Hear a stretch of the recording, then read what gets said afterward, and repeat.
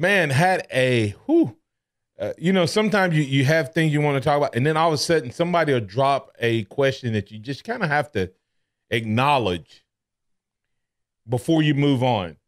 Tim Redding asked the following, James.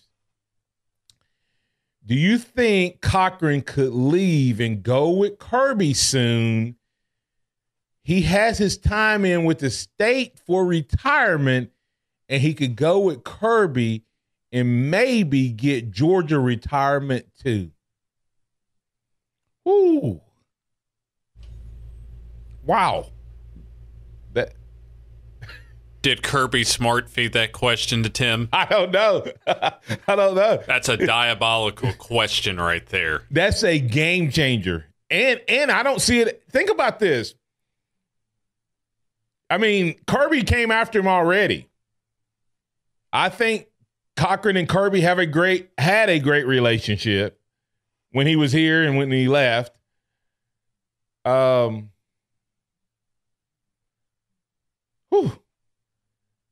Tim said, I think that's why he didn't go with him before.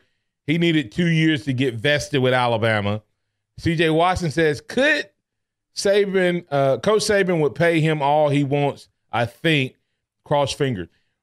Would that be a humongous – would a loss of Cochran be as big a blow as any coach Saban's ever lost? We're gonna put that I'm going to put that over here in the repository for later to come back to the impact of Cochran. Would that be the biggest coaching loss, James, of the Saban tenure? I mean, because of what he does off air. I mean, offline, off season, what he does during the game, what he does during the week, how he helps to keep these guys engaged and motivated, and what he does from a strength and conditioning standpoint. That's an interesting question. So we'll hold that. Tim Redding said, "Oh yes, that would be the biggest loss in the Saban era. He's the best in the business." So we'll put Cochran on the list to talk about down the road. Let's look at this. I keep trying to move away, but we're getting feedback on Facebook Live. CJ Watson says, yes, with all caps. Cochran is hands down Saban's most valuable assistant. It's not even close. Wow. Who would ever – okay, how much has football changed that in 2019 we're saying the most valuable asset in a dynasty that has won 5 national championships, has played for 9, and been in contention for 10 at some point in the season? Or, yeah, out of his 12 seasons, 10 of those seasons at some point, he's been a number one team. I mean, and we're saying that the strength and conditioning coach, I love when the show gets hijacked. Because that is an absolute great question. We talk about all the coaching changes that Saban has gone through, but that's one that he's changed every position, James, all of his faithful assistants everywhere except for there. Martin, who else could get on the video board that's not Nick Saban besides Scott Cochran? I haven't seen Lane Kiffin up there. Haven't seen Brian Daboll up there when he was here. Yeah, I mean, it's wow, that is an absolute great question. I mean, that's probably one of those poll questions that you kind of go, I'd love to hear from you, 205-342-9904. Is Cochran Saban's most valuable assistant, I finna say asset, most valuable assistant? And is it possible that Alabama could lose him in the near future, potentially, to Georgia? Is that a possibility? Wow. I mean, just let that sit for a second. Strength and conditioning coach, the most valuable assistant on a staff and at a program that has the greatest run in modern football and possibly the greatest run in football history. Who would have ever thought that you would be saying 12 years into that, the most valuable assistant is a strength and conditioning coach? Do you believe that? Do you really? Do you really believe that? I'm not saying that's the case, but a couple people, James seems to be shaking his head. Yes, I will agree with that. And I'll tell you why on this. You know, Nick Saban talks a lot about psychology, the psychology of the sport. I think that's probably a big reason why, as far as working on not just the physical, but the mental conditioning when it comes to the rigors of the fourth quarter program. And you know who's the one that, especially when it's the off season, well, the quote unquote off season for college football, when the on-field assistants and Nick Saban cannot have contact, according to NCAA rules, with the players. You know who's there that can? Scott Cochran. Yeah, and Tim Renning said he's not just a strength coach; he handles many other jobs. And is his handling of the motivation and keeping these guys out of trouble is that as important as the strength and the conditioning? Is what he does during the summer, during the off season, when that no contact or limited contact from the coaching staff is happening. Has Cochran managed to be the one, or is he the one that keeps it all together?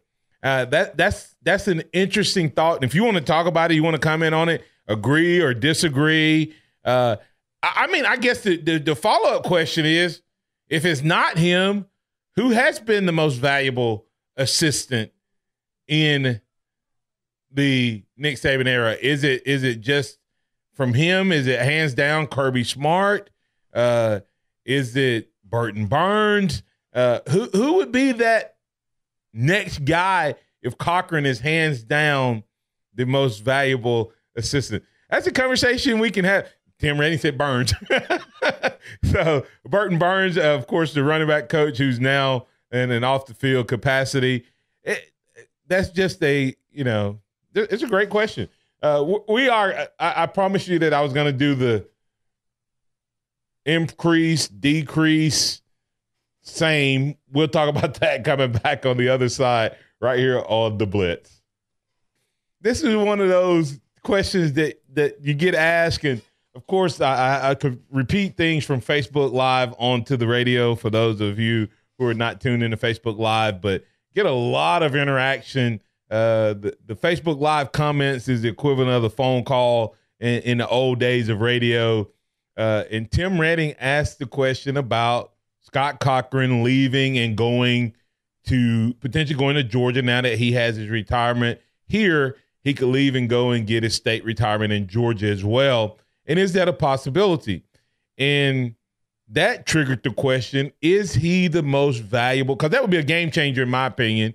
Is he the most valuable staffer, assistant, part of the Saban coaching staff? Would he have that designation?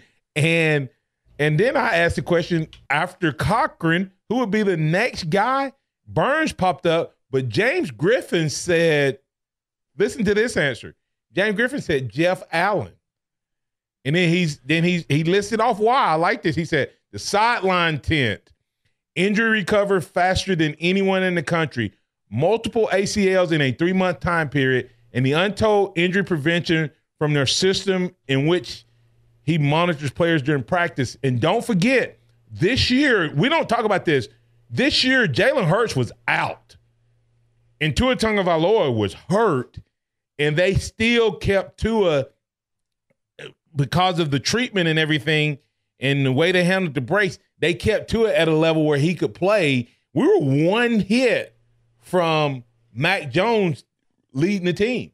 And, there were several times when you saw Tua go down, you thought, well, this is it. So Jeff Allen is a good answer. Go ahead. I like that outside-the-box answer as well. And don't forget that a U.S. patented medical tent for Jeff Allen when it comes to that creation, just a few years ago. And I want to Pat threw this out at me as far as how Saban cannot lose Scott Cochran.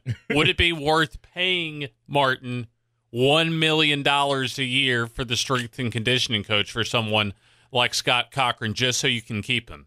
Well, based on what everyone is, we've got no one to argue with that he's the most valuable assistant. He's the most tenured assistant, so $1 million would not be out of the question. All right, so from some of our Facebook viewers, then how much would you pay? Would you be willing to pay Scott Cochran to keep him? Yeah, because, if he's the most tenured and we're saying he's the most valuable, don't we have guys making $1 million now? I don't know if there's just a couple staffers now make $1 million, right? Based on what we're saying, let's look at a couple other comments. Virgil Williams said Cedric hands down. Tim Redding said, could Bush Jones be trying to wiggle into one of those right-hand man jobs? He could have left for better jobs, but he stuck around. Robert Saucier saying, hasn't Cochran been with Saban since Michigan State? I don't think so. I think he brought him here. Did he have him at LSU briefly as some type of undergraduate or something? But I think he did. Yeah. I think he may have been like in an undergraduate or assistant type role, but he was not the lead. He was not the lead and strength and conditioning coach at LSU, if I'm not mistaken. CJ Watson says, Cochran is a recruiting tool. And this is interesting, James. Hadn't thought not only what he does in terms of off the field and managing players and the fourth quarter program. If a guy has NFL aspirations, who else even comes close to getting these guys ready from a strength and conditioning standpoint? Now, I'm going to tell you one negative that I would have to, when it comes to combines, the combine, Alabama is never one of the top teams when it comes to like the bench press and a couple of those things. So in terms of the combine and getting players ready for the combine, Alabama doesn't do a great job in terms of that one particular lift, especially the bench press. You always go up there and find how often our guys fall short on the bench press. But if you go inside behind the curtains, there's a certain reason that happens. That's not a big emphasis lift at the University of Alabama in terms of trying to get to that point where you can do 28, 30, 35 reps. So CJ Watson said worth every penny. CJ Watson also said that he was hired from the NBA. So we'll see. We see James Griffin. Let's get through these comments real quick as we get ready to go off there. A business that generates hundreds of millions of dollars annually. How could you not give Scott that evaluation? Cochran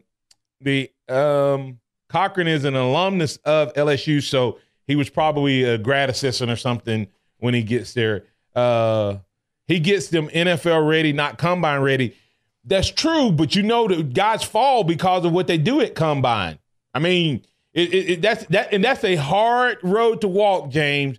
A guy being combine ready, because if a guy has great film, but then he goes to combine and his 40 time is slow and his bench is weak and his vertical is low, it hurts him in the NFL. Now, that doesn't mean he won't be a good NFL player. It just means he could fall from the first round to the second round to third round, et cetera. So it's a tough,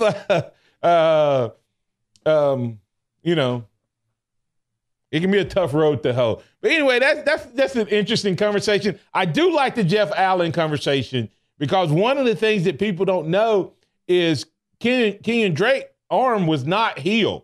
He actually went to the engineering department and they created a Kevlar cast. The same thing that's made from the bulletproof vest. That's what his cast was made of. And he was Kevlar. I said Kevlar. He was able to do that and get Kenyon Drake back out there. And we remember the impact Drake had on that game.